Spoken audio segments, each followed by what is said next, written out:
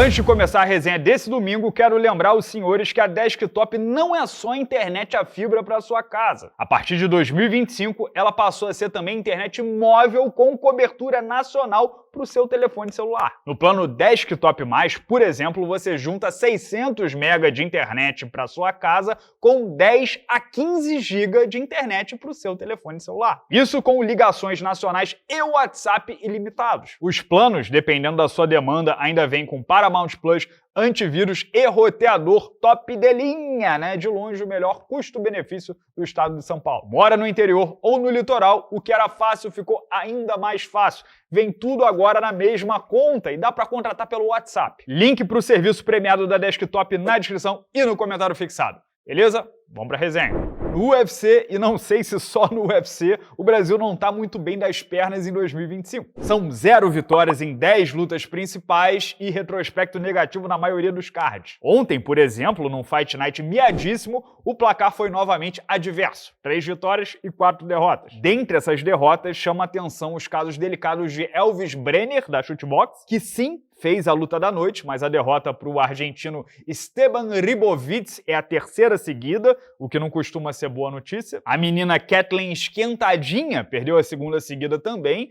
Outra decisão dividida, o que é especialmente doloroso. E Eliseu Capoeira foi fisicamente dominado e nocauteado pelo Neil Magny. É a terceira derrota em 4 lutas para o Capoeira e ele vai completar 39 anos em novembro. Só em 2025 foi nocauteado 2 vezes. E a impressão clara é que aquele cara explosivo e resistente que a gente conhecia tá ficando no passado. Constatação dura, triste até, mas não tem jeito, né? Tudo na vida tem começo, meio e fim. No caso do Capoeira, bate até uma certa sensação de injustiça, porque entre 2016 e 2019, no auge, ele enfileirou 7 adversários, nocauteou e expulsou o Sean Strickland da categoria. Depois também expulsou o Benoit Saint-Denis da categoria com outra surra épica. Só que mesmo nessa fase esplêndida não foi agraciado com uma grande oportunidade e o bonde infelizmente passou. Ele meio que nadava e continuava no mesmo lugar, lembrando até o Michel Pereira em sequência recente. Charles do Bronx também foi outro, num certo momento passou por isso. Uma pena, Capoeira era um dos lutadores favoritos de se assistir, né? Sempre entregava bastante, agressivo, completo. Agora, baita carreira também, foram 10 anos de UFC. Até aqui foram 18 lutas, 11 vitórias, 6 derrotas e um empate. Longevidade que só uma minoria alcança. Vale tirar o chapéu também pro Neil Magny, né? 38 anos e não acaba. A gente achou que ele estava terminado, porque ele foi trucidado pelo Ian Gary, Michael Morales e o Carlos Prates, mas quando botaram um adversário da idade dele, o bichão sobrou. Esse aí é outro mais longevo ainda. São 12 anos de UFC com 35 lutas. Entre as vitórias do Brasil no Fight Night de ontem, até a manutenção da invencibilidade do Rafael Macapá não foi 100% positiva. Primeiro, porque a vitória dele foi sobre outro brasileiro, o Felipe Bunes. Segundo, porque Macapá não bateu o limite do peso mosca no dia anterior, né? E a empresa não curte muito. Mas eu queria focar aqui na vitória do Rodolfo Vieira, que saiu da zona de conforto, deixou a Flórida, voou para São Paulo e fez o campo inteiro na Fighting Nerd. Pôde, então, absorver muita coisa da equipe mais quente do momento.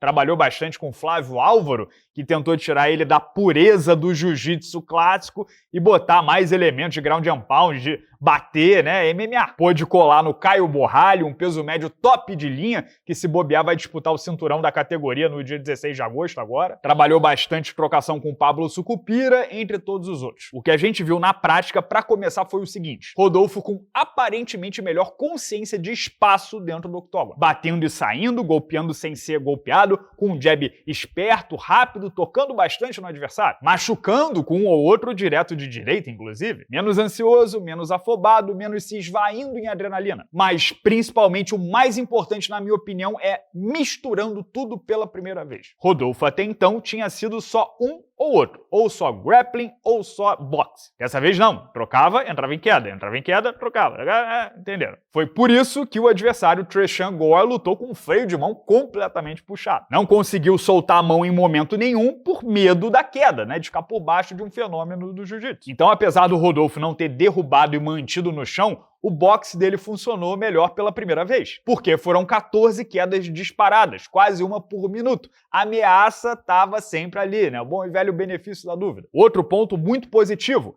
Ele mais sereno, contido, tranquilo, não teve qualquer problema de fôlego. Aquele lance de se exaurir, gastar toda a força disponível em 3 minutos. No final das contas, eu acho que pela primeira vez a gente viu o Rodolfo lutador de MMA. E não é de se espantar que isso tenha acontecido justamente depois dele se internar na Fighting Nerd, com líderes e atletas experientes dando uma atenção especial a ele. É uma equipe também maior, com muita mão de obra, variedade de treinos, né? Você vai implementar mais coisa no seu jogo. Tanto que a pergunta que mais recebi nas redes sociais de ontem para hoje foi: por que o Rodolfo demorou tanto para migrar para uma academia grande, um time mais completo que pudesse ajudá-lo melhor? Porque desde que começou no UFC, o Rodolfo estava alocado numa academia pequena na Flórida, Fusion Excel, com 1 ou 2 atletas do UFC, a maioria tudo mais leve que ele. Rodolfo, inclusive, tinha que trazer treinadores e sparrings de fora para adicionar ali. Em suma, essa é a boa notícia. Há um claro indício positivo de evolução, de melhora. Rodolfo, com a ameaça das quedas, venceu em pé, conectou mais golpes significativos em todos os rounds. Então, de repente, com mais um camp desses, ele dá mais um outro passo importante. Agora, com tudo isso dito, vendo o copo meio cheio primeiro, me sinto obrigado a trazer o outro lado da moeda, porque meu compromisso com vocês é ser o mais cru e sincero possível, e eu tive um outro pensamento também. Em primeiro lugar, para não ser injusto, ele não aprendeu tudo o que sabe sobre striking agora na Fighting Nerd. Esse tempo todo, o Rodolfo estava trabalhando com o Mano Santana, que é um ótimo treinador de karatê. É um somatório de esforços.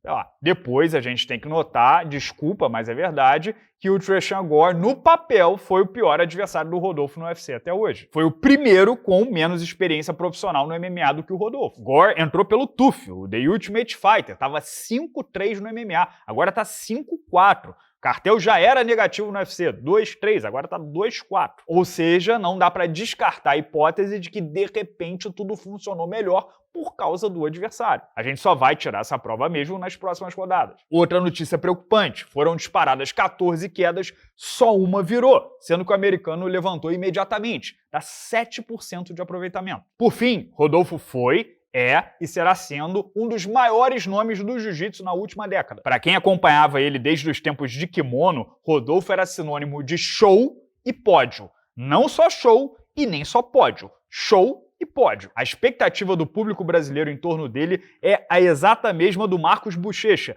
Nunca será de satisfação com uma vitória estudada, estratégica, em card preliminar no Apex contra adversário que possivelmente vai ser cortado na semana que vem. Quem bota muita fé no Rodolfo esperava o atropelamento completo do Tresean Gore, como fez o Marco Túlio na última rodada. Então a grande questão passa a ser: com 36 anos, idade que ele completa no mês que vem, dá tempo para um grande salto de evolução? A gente ainda vai conseguir ver o Rodolfo brigando por vaga no ranking? A Fighting Nerd consegue botar ele nesse patamar acima em tão pouco tempo? Rodolfo precisa acelerar, de repente começar a fazer uma promoção, desafiar alguém, tentar pescar, por exemplo, o Bo Nickal para a próxima rodada, porque se vencer bem o Bo Nickal num card de destaque mostrando mais evolução, pode ser que embale de uma vez, engrene de uma vez por todas. Mas claro, esse é apenas o meu ponto de vista, os meus 2 centavos, o que vocês acharam sobre o Fight Night de ontem, né? Não prometia muita coisa, até que entregou umas lutas divertidas. Comenta livremente aqui embaixo no vídeo, deixa o like, por favor, ou clica no botão hypar, ajuda muito a gente, né? Aqui com o algoritmo do YouTube é a forma de você retribuir o nosso trabalho. E não perde a última resenha do canal, em que eu falei sobre a situação, o caso, a história de um brasileiro que trabalha ativamente pelas derrotas de Alex Poatan e Jailton Malhadinho. Quem entender isso, clica no link aqui do lado. E aqui embaixo tem uma entrevista exclusiva do nosso repórter maquiado João Marcos com Manel Cap, né? Angolano, lusitano, fala bem português e falou que vai bater o Pantoja e o Origuchi. Tá bem interessante também. Grande abraço a todos, obrigado pela audiência de sempre e até amanhã.